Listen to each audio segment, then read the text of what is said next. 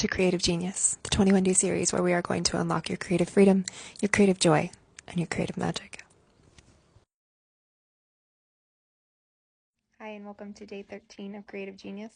Today and tomorrow are tied together to finish out week 2, because you can't really have one without the other. So today we are talking about confidence as a creative, and tomorrow we're going to be talking about failure. You have confidence as a creative when you know that you can complete a project, when you know that you are skilled in a certain area. It's really easy to be confident when you know what you're doing with a certain anything. You're a skilled painter, you're a skilled poet, you're a skilled writer, you're a skilled singer. It's easy to be confident in the areas where we have these skills.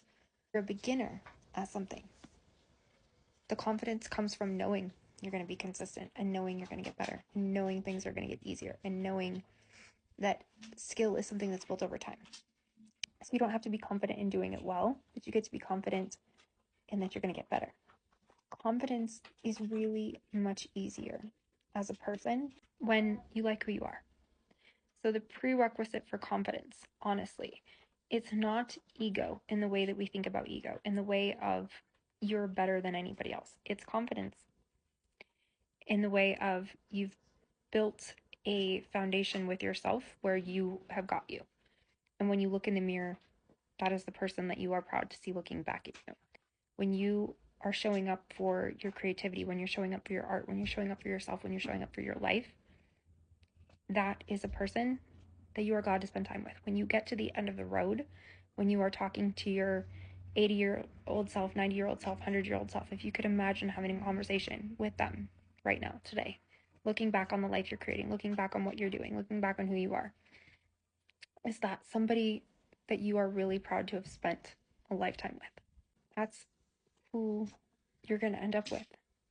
And so it's really much easier to build confidence in any particular area when you aren't also trying at the same time to feel like you belong or to feel like you are a person that is worthy of things or you are a person who is deserving of good things. Like building a foundation first where you have got you, where you love you, where you're compassionate to you, where you are kind to you, makes confidence in everything just that much easier, because you're not trying to be somebody that you're not. You're not trying to compare yourself to somebody over there and try to become them. You are trying to create for yourself, for your life, for your desires, for you, for the things that you want that are unique to you.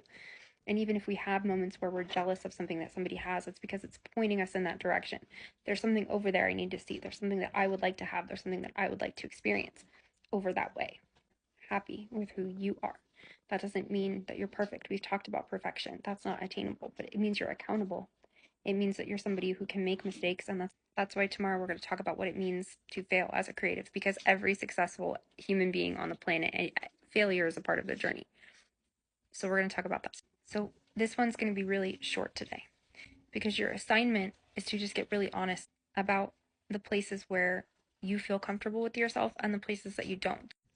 The places where you feel like it's not congruent. So you walk into a room and you feel like maybe I don't belong there. The places where there are tables or experiences or places you would like to sit, but you feel like maybe I don't have a place there. The places where you're showing up and you feel the most comfortable. What are the places and the people and the things that pull out of you the most confidence, the most happiness, the most joy, the feeling of being the most you?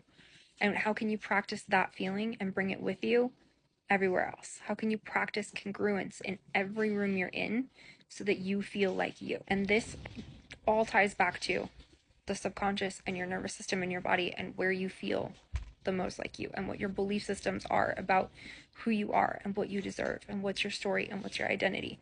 And if you want to dive even deeper into that, take my free 2-day class. We go so much deeper into the subconscious and how it's, impacting your creativity, how it's impacting your identity, all of that.